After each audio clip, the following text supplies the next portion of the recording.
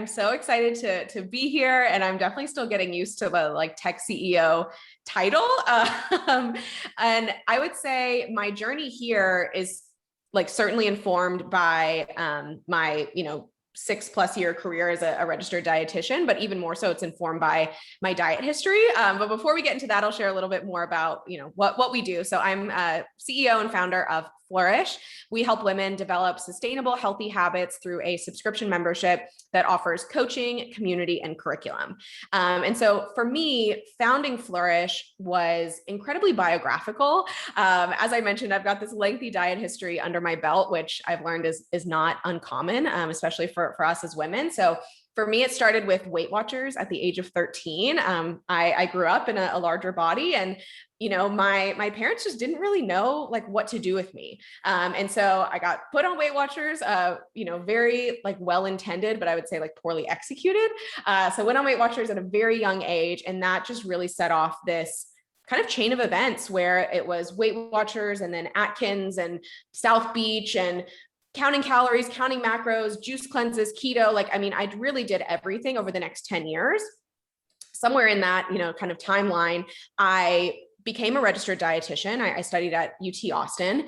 And what I was really doing was seeking like self-acceptance and confidence and self-worth, frankly, by micromanaging my food intake and fixating on the number on the scale.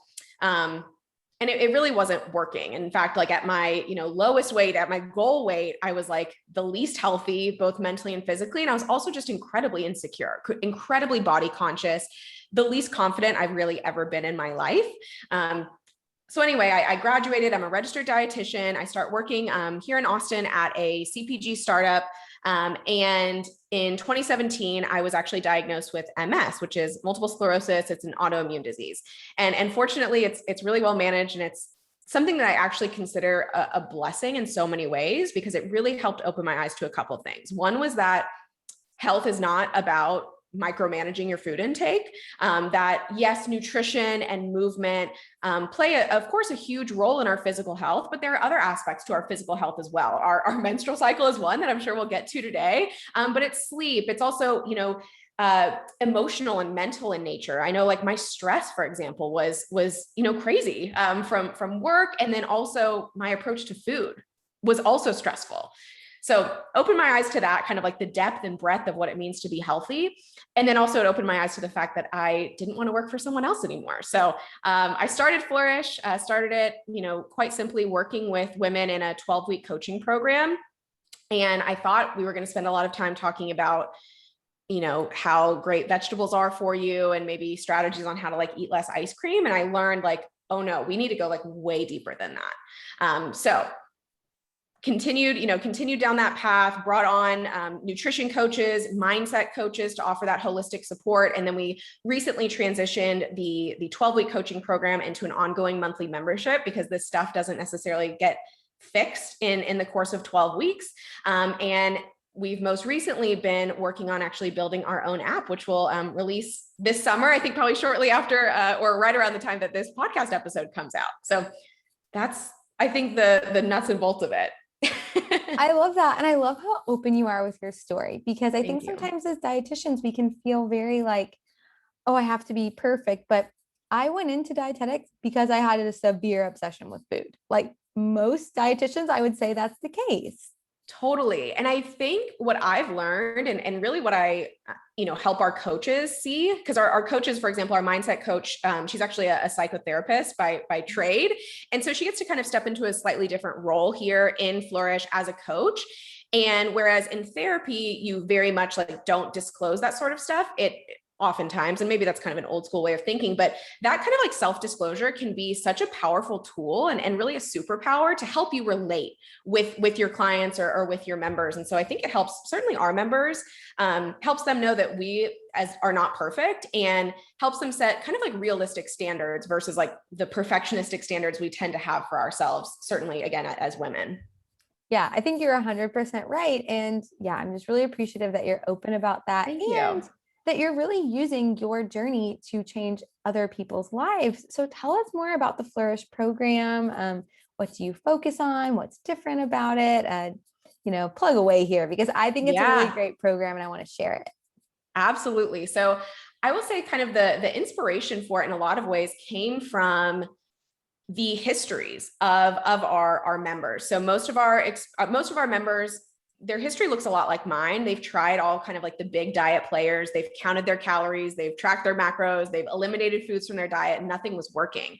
And I realized like there was a way that we could take our ethos and our personalized hands-on approach and leverage technology to make something that was really accessible for women. So the three kind of core pillars of the Flourish experience, as I mentioned, are coaching, community, and curriculum. So in terms of coaching, we offer our members private coaching calls a month with either a nutrition or mindset coach. And we hope to expand that coaching team, of course, as we grow, because we know that, just having chat access once a day is not going to, again, it's not going to allow you to really get deep and to build that relationship with your coach that's really required to, I think, heal from some of these past diets and past experiences and also move forward in a way that feels really good for you. So again, 2 private coaching calls a month, unlimited chat access to your coach. And then we also do group coaching throughout the week. We have our community hub where members are interacting with each other, sharing podcasts, recipes, and really just because we have a women only community, it is this really like safe and inclusive space where women can talk about stuff that they're not necessarily talking about with their partner or friends or family. And it's really, really powerful. And then lastly is the curriculum piece. So we have a series of, evidence-based lessons, activities that are sequential in order that really build out that customer journey. The reason being is I think when you are kind of stepping away from diets and rigid programs and into a more kind of like lifestyle-based approach to health, it can often feel like you're just jumping off the deep end and there is no structure. There is no strategy or process. And that can be really scary. And it can often lead to kind of that pendulum swing from one end of the spectrum, being super rigid about what you eat, being super rigid about how you exercise, to the other of like, it's a total free for all. I've just thrown my hands up and I don't care about anything. And what our curriculum is designed to do is to help you create sustainable habits that, again, aren't so extreme that they set off that pendulum. So that's kind of it, again, in a nutshell. Coaching, community, and curriculum. It is incredibly, like, I would say, well-rounded in terms of not just focusing on nutrition and movement. We talk about sleep, we talk about stress management, we have that mindset component, and it's also incredibly personalized because you're actually working with like real people, not AI robots or whatever the case may be. I feel like that's so important too, because like you mentioned, nutrition is really personal. And I love that you have the 2 calls a month because it's an accountability thing too. I mean, Totally. I think that's a lot of what this is. And so that brings me to, okay, 2 like types of questions. One, we're entering summer. People are leaving their homes again. And I know you've talked about this recently on your Instagram, I think on your podcast, but it's like, how do we take that balance you're talking about from not being so restrictive, but not really, like we still want some healthy balance.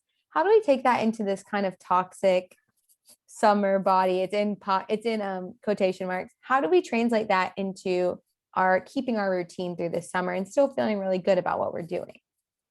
Yeah, I think it's funny because this definitely comes up every single year for our members. We're always, kind of dealing with that like anxiety around like the summer body thing.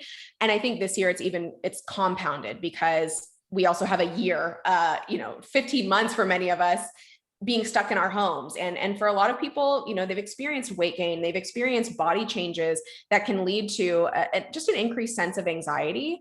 So I think first, just really starting by like naming and acknowledging those feelings and normalizing them within yourself. And then also recognizing that, and this is the power of community, that like so many of us feel this way, right? We've worked with members who are, going to their first weddings since, quarantine and this chaotic year we've had. And I'll ask our members on group coaching calls, like, raise your hand if you're feeling anxious about, going back into kind of society, if you will, and feeling anxious about how you feel in your body. And like everyone's hands go up.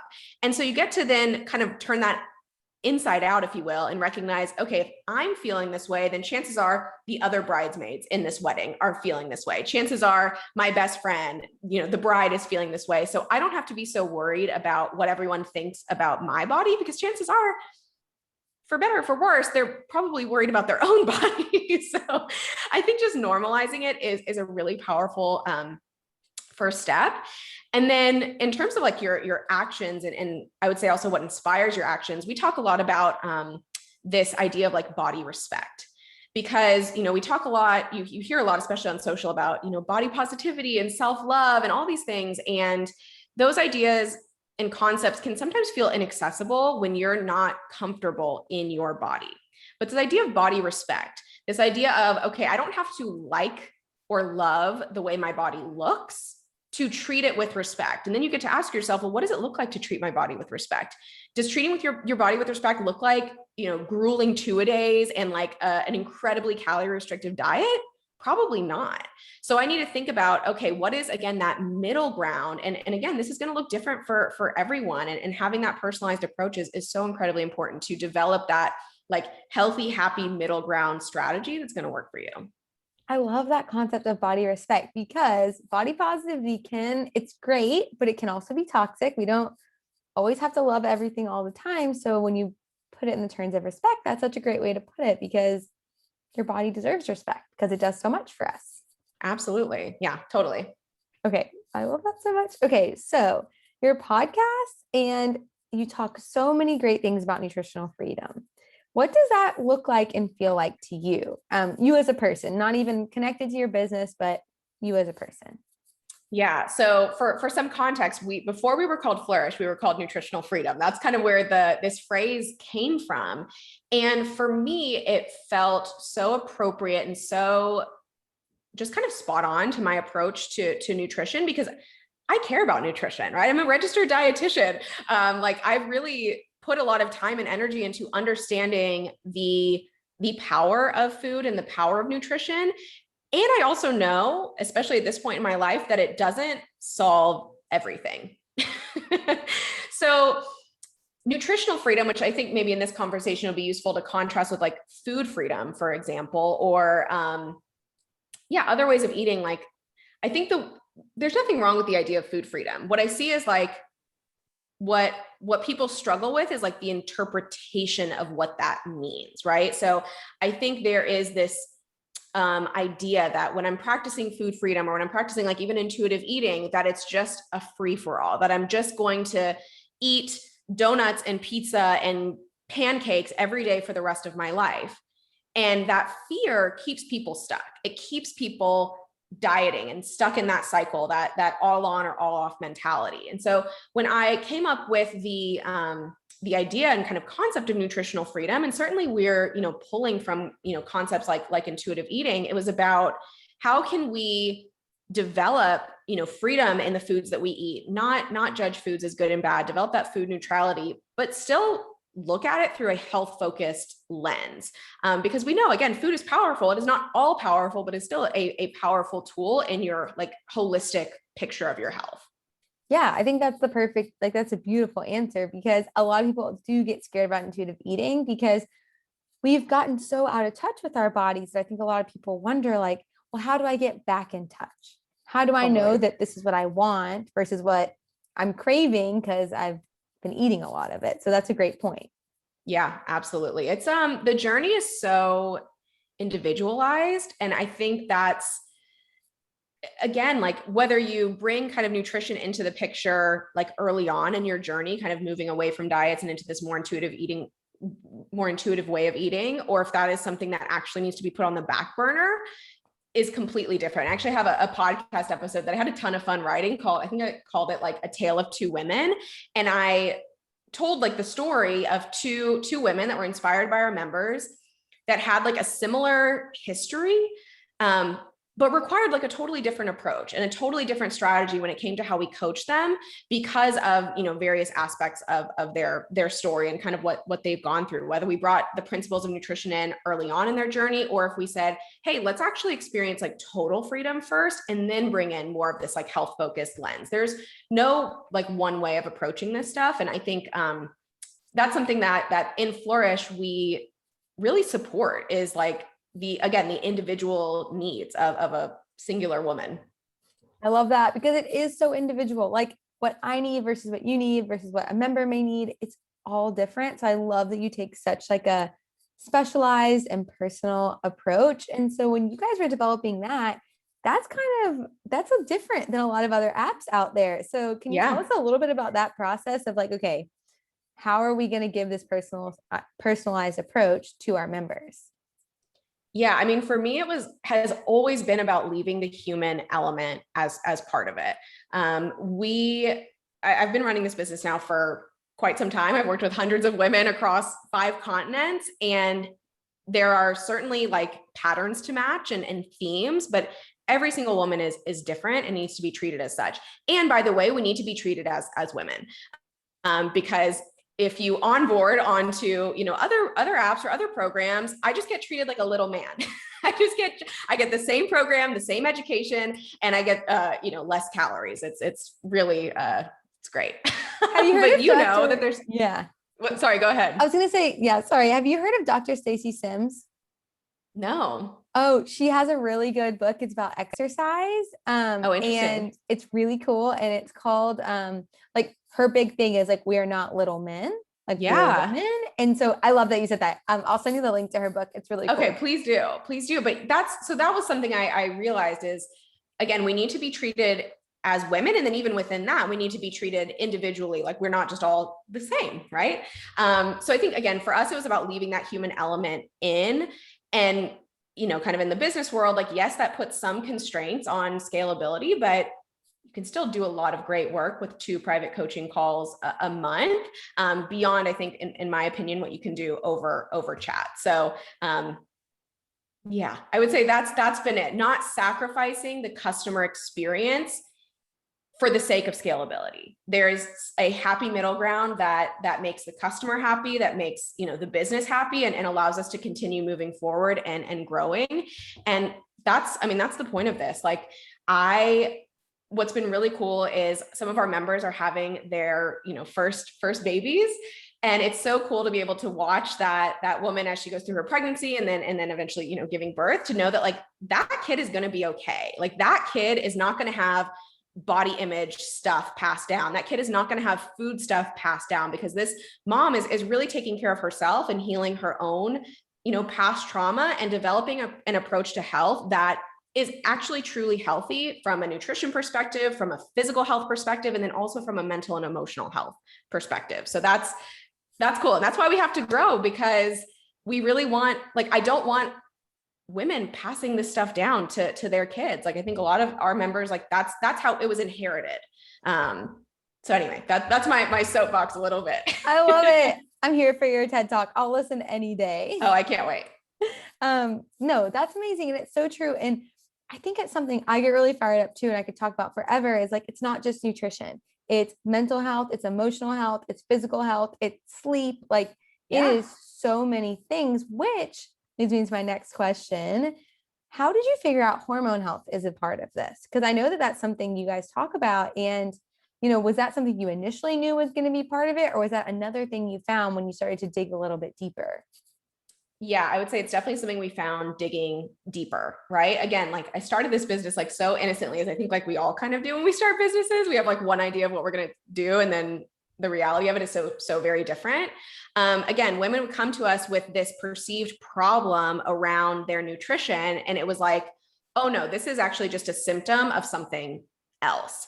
And so we've brought in, experts to talk about hormone health, to talk about how to have a happy period, to talk about what that even is, and also to help our members understand that it's, even in regards to hormone health, it's not just about nutrition. It's not about eliminating all of your favorite foods, because a lot of this has to do with like your stress levels, as you know, right? And so if your approach to nutrition is something that is actually stressing you out and causing a ton of anxiety, which is a very common experience, then that's not helping your hormones either. That's not helping your inflammation either. That's not happening.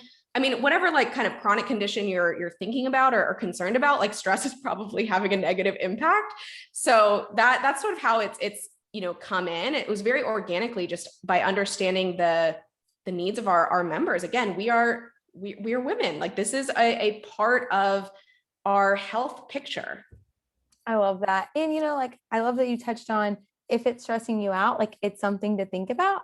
personally, I was like hardcore vegan for a long time, and it's not what's best for me. It's just Yeah. not. It was stressful. I wasn't going out to eat with friends, and people who listen to my podcast already know my whole crazy eating back history. And Yeah. that was part of it. And it's like, it's okay to step away from a nutritional identity and really do what's best for us and our stress levels and what's attainable too, like, which is Totally. so important. Totally. I just love this whole conversation. So So fun. I know it's so fun. And it's so cool to me. I could go on a rant all day long about all these amazing women doing amazing things. And, you saw a need and you're fixing something, and like, it's not going to get passed down. So like, Yeah. those issues are inherited. And like, my mom is so amazing, and she's 50, almost 51, and she's healing so many of her food issues now. And I'm so proud of her, but I hate that That's she had to awesome. experience that for, 50 years. It's a long time. Totally. I mean, our members, yes, their moms are still struggling. They even have, grandma is still concerned about their weight. And it's, in some ways it's tough to look at and tough to talk about. And it's also a powerful example of like why you're doing this work. Like, okay, I don't want to be in my 50s still, hating my body. I don't want to be in my 70s, like restricting myself. Like, I want to, again, develop an approach to health and nutrition that I enjoy, that helps me be comfortable in my body. But also I think about health as kind of like a vehicle to enjoy your life, not something that your life revolves around, because like, what's the point? I think for the vast majority of us, like, we're certainly not like, maybe if you're like a professional athlete or professional bodybuilder or something where like that's your living. For most of us, like, we're just trying to, get up and live our lives, and we want to feel energetic. We want to feel, again, like comfortable and confident in our bodies. We want to have mental clarity. We want to enjoy food. And so again, like, our health cannot make up our entire end all be all of our lived experience.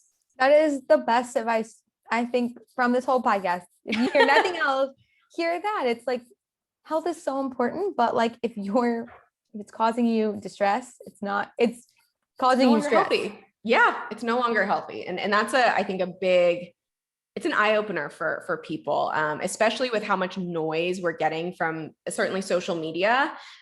When you see other like wellness influencers that their entire day is revolving around their health, you think like, oh, I guess I should be doing that. And like, no, it's not realistic. It's not sustainable. You're probably also not seeing the full picture, And I always tell people, like, I went to school for this for forever, and I built a whole business around it. And so, yes, I've got more flexibility than most people, but you don't, like, everyone is so different. And like, Totally. It's so important for us to know that. And, and I do, again, like, just to bring it back to, I love Flourish, and like what you're doing is like, Thank you. Bringing it back to that, and like funk it. Like, we've created convenient ways to experience health, which convenience is key because we're busy. This world is overstimulated to no end.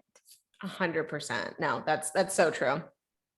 I love it. Okay. So last question. It's a big one. And I ask everyone at the end of the podcast. And I'm going to ask it a little differently with the way, like, specifically what you guys are doing. How do you think the period stigma and diet culture have worked together to hold women back? This is a really interesting question. I'd love to do research on it. I really would, because I think they're very connected. I think so. And I want to hear your take on this. I mean, what comes to mind is that period stigma like distracts us from finding real solutions, right? So what I'm getting at there is that our stigmas and fears around our body, and specifically our cycle, make us look at our period and any symptoms that we're experiencing as a result of our period. We look at that as the problem to be solved, right? So whether it's bloating or cramping or heavy flows or whatever, we're like, oh, that's a problem. So let me take birth control in many cases, right? Most cases, to solve it. When in reality, like, I mean, obviously, this is your whole thing. Like that's not actually solving it. It is just like putting a Band-Aid over the symptom. And it's the same thing with our relationship with food and with diets, is that is often just symptom relief, right? I feel like I'm addicted to sugar. So instead of working through that and like really looking at that, I'm just going to eliminate all the sugar in my fridge or freezer or pantry. when if I actually took a second to step back and look at that, it actually just makes me feel more out of control around sugar. So I think that is it, is like, again, it's a distraction for us. Like this symptom relief type approach to our health overall, whether it's our period, whether it's our approach to food, our approach to movement, whatever the case may be, that keeps us stuck longer because it's not actually getting to the root issue. I think you hit the nail on the head. I think that's exactly what it does. I think there are two things that society has put in place and they hold people back. And we're distracted trying to figure them out the way we've been taught, or to not talk about them and suffer in silence. Yeah. A lot of people don't want to talk about their eating issues because they're like, oh, it's not that bad. Like it's not bad enough for me to go pay to get help, or my period's not that bad. I'm just going to deal with it. And I think that's been ingrained in our mind, just like you said, and we're distracted and we can't be our best selves and show up our best way. And it's that root cause analysis of things that actually changes lives. So that's exactly what I would have said. I love it. Totally. We're on the same page. I love it. We are changing the world. And then, okay, really quick to round out, where can everybody find you and when is your app launching? Yeah. So depending on when this episode comes out, we're launching sometime June, July. So cool. This summer, you can find us and all things Flourish at weflourish.com. And we're on Instagram at weflourishapp. Amazing. Well, thank you so much for coming on. We appreciate you taking time out of your busy day. I know you're developing and getting ready to launch. We will have to do a follow-up episode once everything's out, and you can tell us about everything that's going on. Awesome. Thank you so much, Kate, for having me. This was super fun. Of course.